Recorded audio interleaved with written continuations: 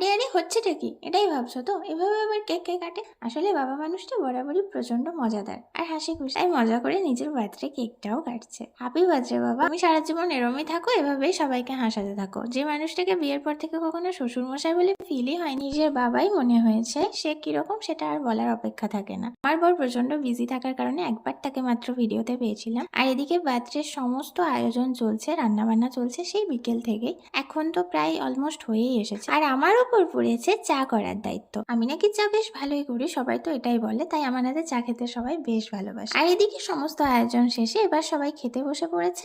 আমি সবার আগেই বসে পড়েছি, তার কারণ আমার খিদে পেয়ে গেছিল। এই সমস্ত রান্না করেছিল বিল্টু, আমার হাজব্যান্ডের ফ্রেন্ড। রান্নাও খুব ভালোই করে, আমি আগেও ওর হাতে রান্না খেয়েছি, আর আজকে আবার খেলাম, অসাধারণ।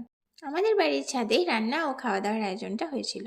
চলো এবার তোমাদের সাথে মেনুটা শেয়ার করি। ফার্স্টেই ছিল কিমা চানা, যেটা বানিয়েছিল অসাধারণ। মাছের কচুরি, গরম গরম খেতে জাস্ট অসম লাগছে। আর ছিল মিক্স ভেজ, যেটা তো খুবই সুন্দর ছিলই, আর আমার ফেস রিয়াকশন তো দেখতেই পাচ্ছ। এরপর ছিল সাদা ভাত, তারপর ছিল মাটন, শেষ পাতে ছিল অ্যাজ ইউজুয়াল চাটনি, পাঁপড়, রসগোল্লা। রসগোল্লাটার কোনো ভিডিও আমি নিতেই পারিনি। দেখা হচ্ছে নেক্সট ভিডিওতে। টাটা।